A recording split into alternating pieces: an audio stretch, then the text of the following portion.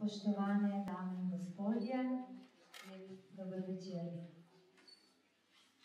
Po dolgem obdobju prisilnega mirovanja, ko je družabno življenje skoraj zamrlo in smo nekako izgubili priložnost za srečanja, za izmenjavo te nečloveške topline, napolnjenje duš s kulturnimi, duhovnimi vsebinami, smo naravnost navdušeni, da to obdobje tišine v pomniku miru zaključujemo s tako posebnim dogodkom.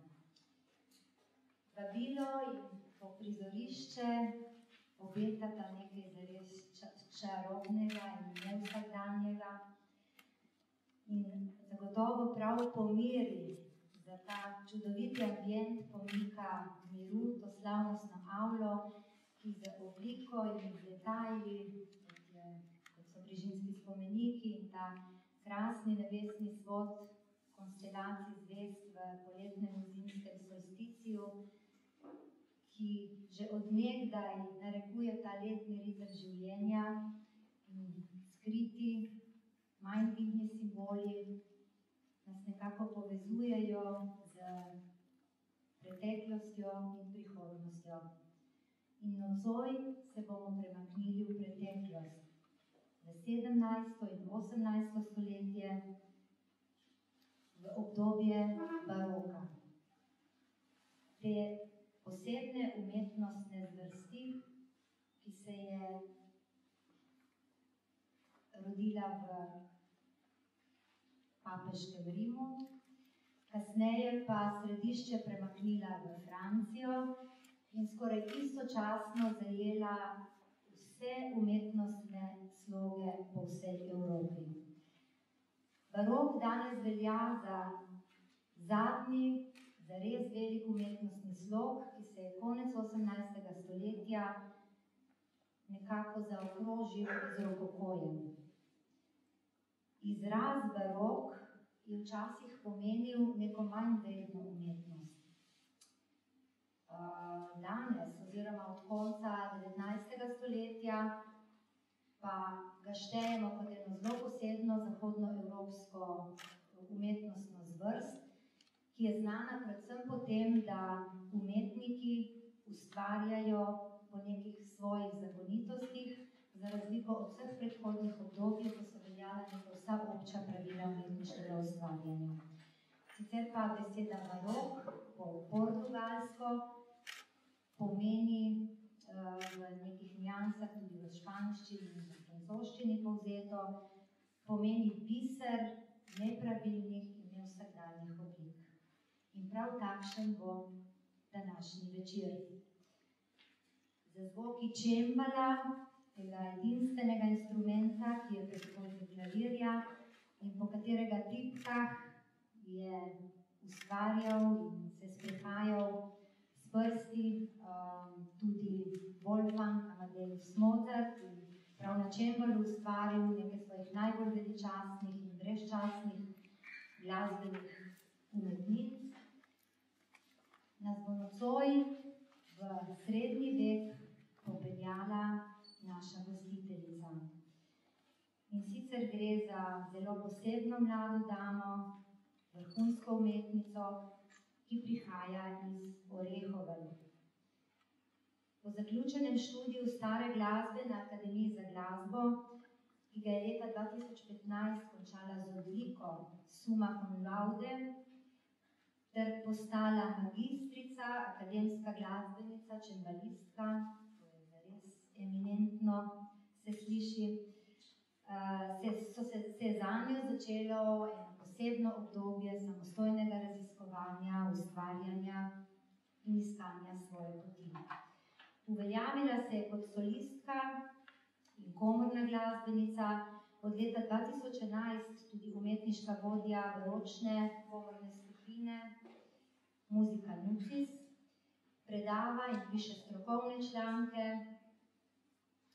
nastopa kot repetitorka na koncertnih kolegov in inštrumentalistov. Med drugim je v zadnjih letih blestela tudi v duetu z Markom Hartlekom, ki smo ga prav konec leta 2019 gostili prav v tej avli. Sama pravi, da je glasba njen način življenja, da je po naravi rada večkrat zasanjana in takrat se rojevajo zelo posebne ideje. In ena takšnih je tudi nocojšnji samostojni koncert, na kateri bo predstavila svojo sedaj že drugo zgoščenko Barok, skladbe za čembalo.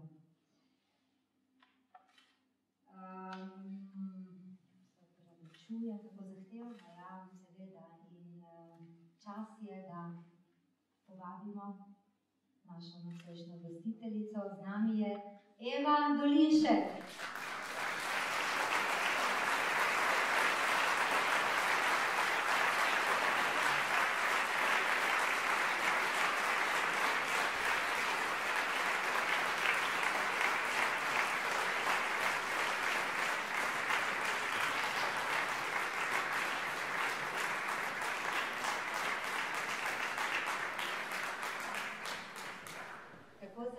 Glasbeno pot je Eva ubrala in kakšne stopnice ubira v svoji karieri.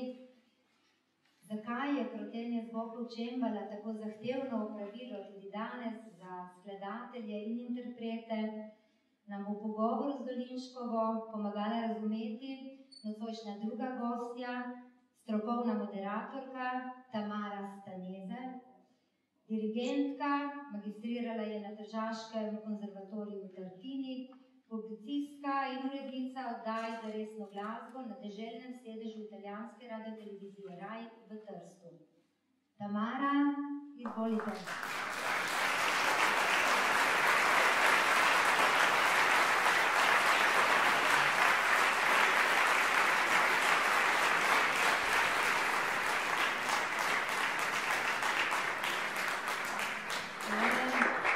Preden prepustim večer tema prelesnima damama še dve pomembni informaciji. Po zaključku koncerta nas Eva vabi na druženje ob prigrizku v konferenčno dvorano, zato ne pobegnite. Njen DVD z skladbami, ki jih bo nocoj predstavila, pa seveda lahko po zaključku tudi kupite v vhodni avli oziroma Cerjanki. Snemal se je v Cerkvi svetega Martina v Kostanjevici in zagotovo zveni čarobno. Od tukaj naprej se prepustimo čarobnemu času predklavirskega obdobja. Izvolite.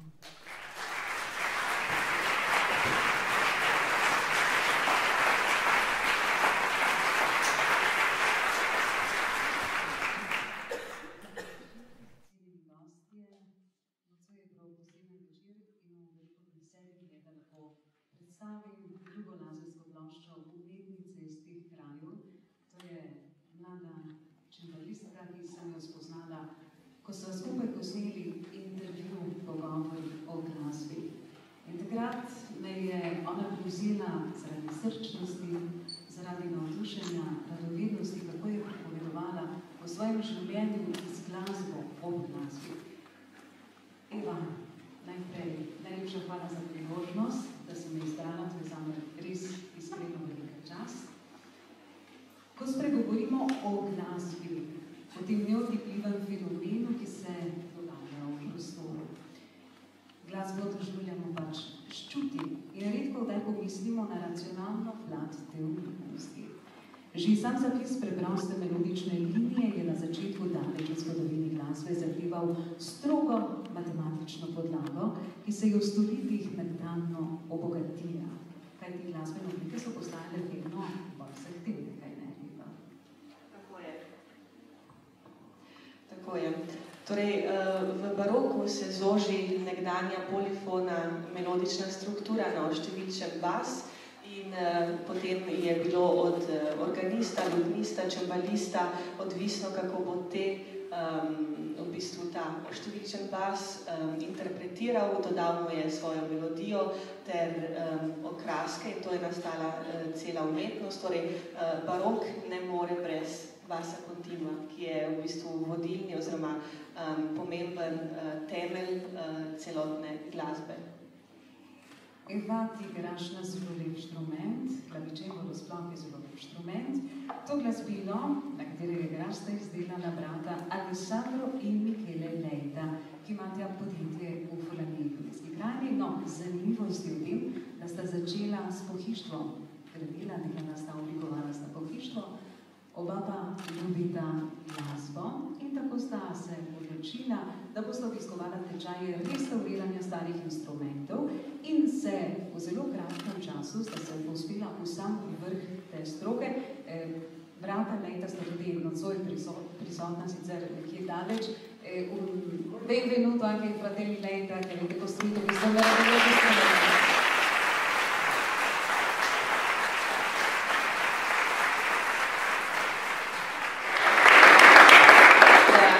Sploh začela izvajati to vrst glasbe, predvsem francosko, ki je na CD-ji, sem ravno njim zelo hvaležna, ker sta mi v meni ključnih momentih posojala njihov prečudovit inštrument in na katerega sem potem tudi posnela ta francoski repertoar, ki zahteva svojo specifično zvočnost in kot vidite tudi dvomanualen. Tako da res ima bom vedno iz srca hvaležna za to priložnost oziroma za njuno pomoč. Za posnetek pa je poskrbel Aleksander Bovekar, ki je pač posnel zanimivo tehniko, torej on dojame zvoka direktnega inštrumenta, ampak zvok, ki se dogaja v okolju, kaj ne? Ja, torej mi dva sva si izbrala cerkvico svetega Martina v Kostanjovici, torej tukaj v bližini in res njemu zaupam po njegovi strokovni plati, ker res je strokovnjak za akustiko. Seveda, ko snemaš v nekem živem prostoru, je veliko več dela oziroma časa ti vzame, ampak je zato tudi večje zadovoljstvo. Eva, magistrirala si, kot smo slišali prej v zelo lepem uvodu, pri profesorju Egonu Mihajloviču na Akademiji za glasbo. To je mednarodno priznani solist in specialist predvsem v glasbenih delih Domenika Scarlatija. Kako te je ta osebnost spremljala skozi študij? Ja, na čas študija imam zelo lepe spomine. Sodelovala sem na vseh projektih, ki so bili na akademiji. Profesor Egon mi je dal pomembne temelje, na katerih sem gradila, ampak pustil mi je tudi svobodo, da sem se potem odločala in pustil mi je prosto pot, da stopam po njej in grem po njej še danes. Na tej novi plošči si posnela dela 3 francoskih mojstrov 17. oziroma 18. stoletja. In to obdobje je bilo za Francijo neverjetno bogato in to na vseh umetniških področjih. Prvi je skladatelj Jean-Marie Danglebert, ki spada v prvo obdobje, torej v obdobje sončnega kralja Ludvika 14., ki je bil velik ljubitelj umetnosti. Nocoj bomo prisluhnili njegovi prvi suiti v G-duru, ki ima 6 stavkov. Začne pa se s preludijem. Preludij je nekako tako.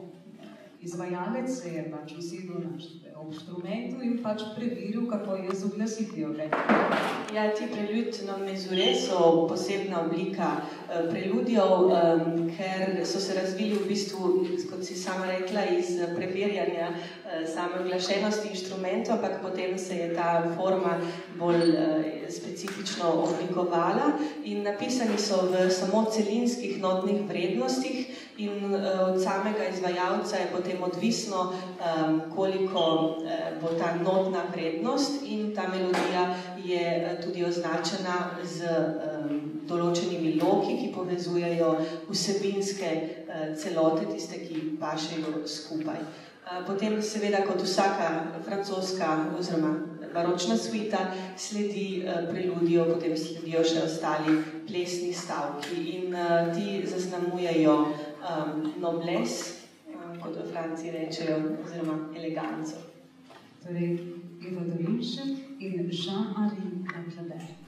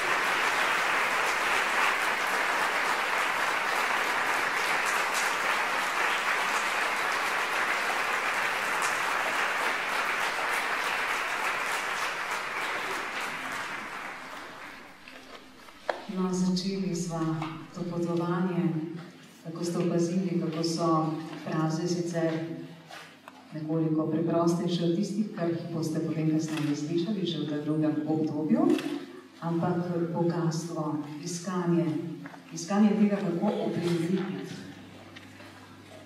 Torej, drugo obdobje tega Grand Sigla se je pričelo v 18. stoletju, italijanski glasbeni slog je takrat prevladal in njegove nianse najdemo skoraj v vseh kompozicijah. Takrat se je začela tudi razvijati glasbena literatura, izdelovalci instrumentov pa so morali pač zadovoljevati zahteve skladateljev, kajti skladatelji so začeli pisati vedno težje skladbe, instrument in moral pač potem doseči nivo samih skladb. Ja, tako je.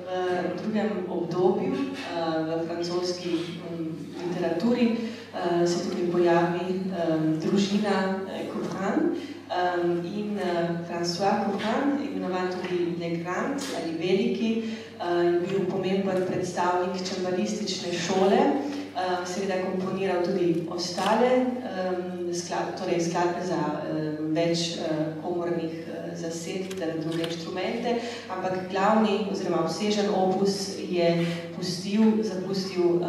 ustvaril prav za čembalo in z njim v bistvu se začne zlato oziroma predstavlja sam vrh obdobja francoske baročne literature.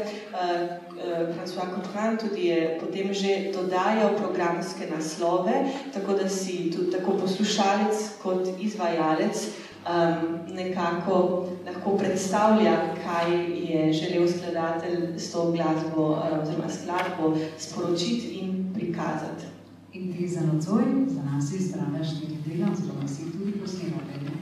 Ja, tako je, izbrala sem si 25. suito, v Franciji so imenovali suite ordre in ravno tako se začne z mogočno uverturo in potem zaključi se stavajočimi dušami z zelo takim misterioznim stavkom.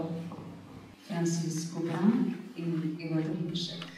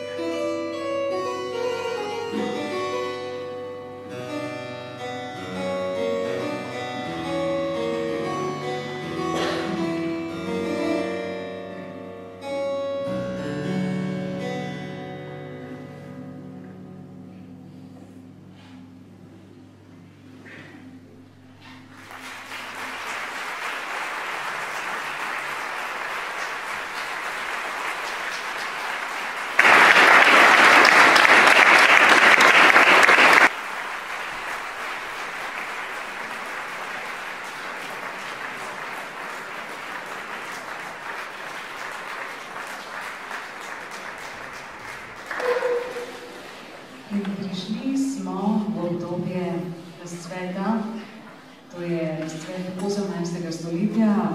V tem obdobju v bistvu skladatelji dajo najboljše v sebe. Pišejo virtuozizme. Seveda, napredek je potreben, kar se tiče tehnike, in Eva je izbrala zelo zanimivega skladatelja, popolnega v tem smislu, kar se tiče virtuozizmov, to je Claude Denis-Ballastre.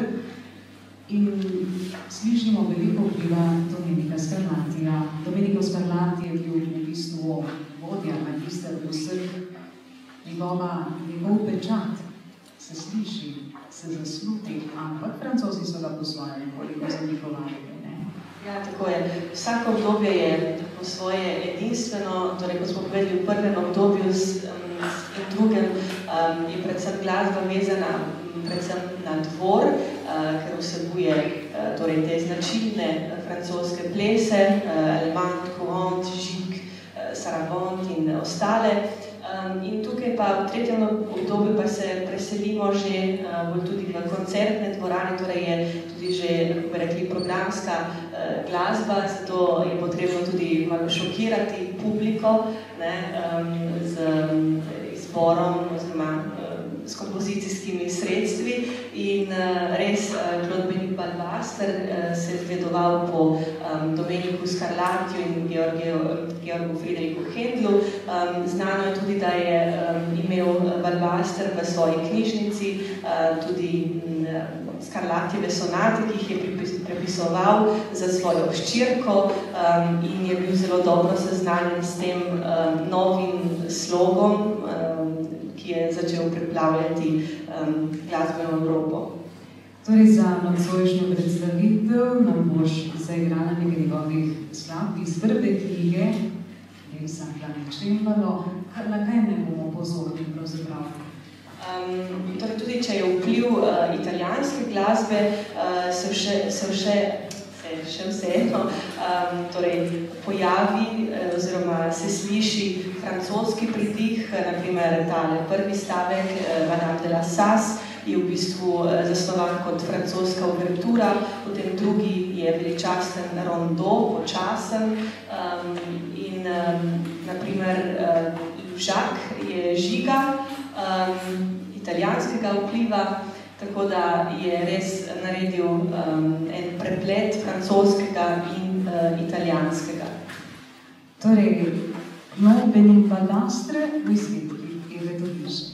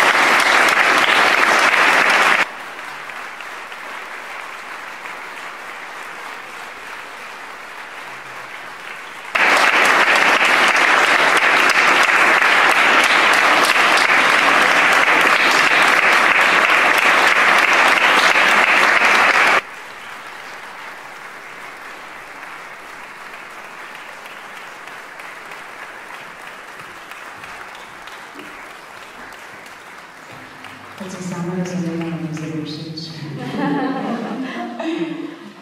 Torej, Eva Dolinšek je mlada umetnica, lačna po znanju, redno sodeluje na mojstrskih tečajih imenitnih mojstrov in od vsakega je nekaj dobila, od vsakega išče prav tisti odtis nekaj novega, nekaj znanja.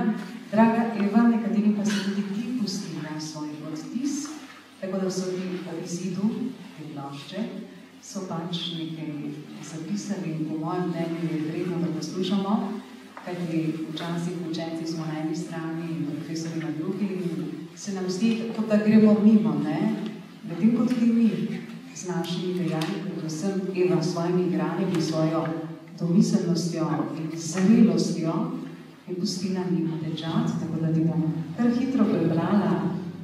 Prvi je profesor Enrico Paiano, to je eden izmed najslavnejših italijanskih čembalistov in je o naši umetnici povedal: poznam Evo Dolinšek že nekaj let, saj je večkrat sodelovala na mojih masterklasih.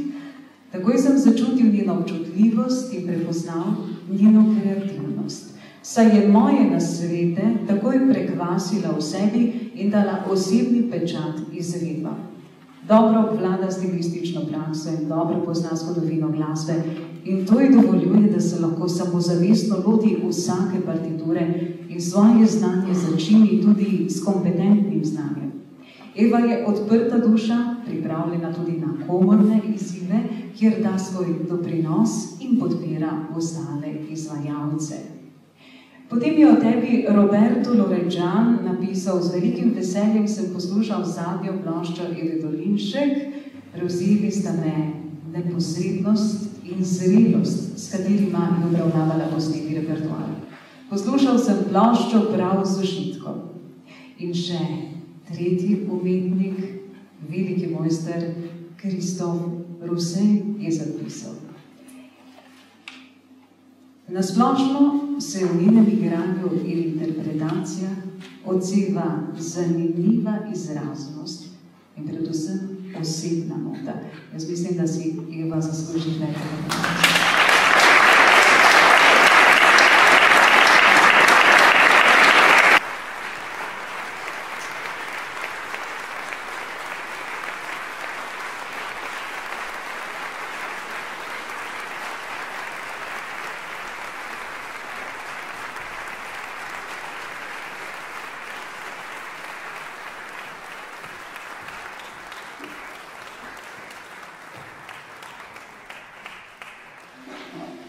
Zdaj pa mi boš povedala, kako to, da si med Francoze potem uvrstila za konec še Tartinija.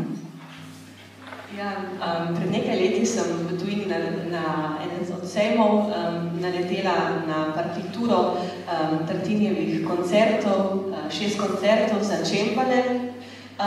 Priredil jih je njegov sodobnik, Leonard Frischmuth, ker vemo, da Tartini je večino svojega opusa posvetil violini kot komornemu, kot tudi solističnemu glasbilu predvsem. In je bil zelo je bil priljubljen med svojimi sodobniki, tudi med čembalisti, tudi med učenci Johanna Sebastiana Bacha, tako da so potem njegove skladbe predelali, da so bile primerne za igranje na čembalo, in to je naredil tudi omenjeni Frischmuth, ki je potem tudi dodal ornamentacijo in seveda tako priredil, da zazveni ta glasba na čembalo. Seveda pa je bilo leta 20, je bila 250-letnica smrti Giuseppe Tartinija in s tem sem se želela posvetiti temu spominu nanj in povedati moram, da mislim, da je tale prvi zvočni zapis v Sloveniji, ker ta glasba ni tako pogosto izvajana, zato se mi je zdel še večji izziv in sem z velikim veseljem to naredila, se potopila v literaturo Tartinija in potem tudi posvela. Torej, mi bomo zdaj poslušali koncert iz opusa 4, številka 2 v stavkih Allegro, adagio, allegro, assai. Boš potreboval mojo pomoč, Dona.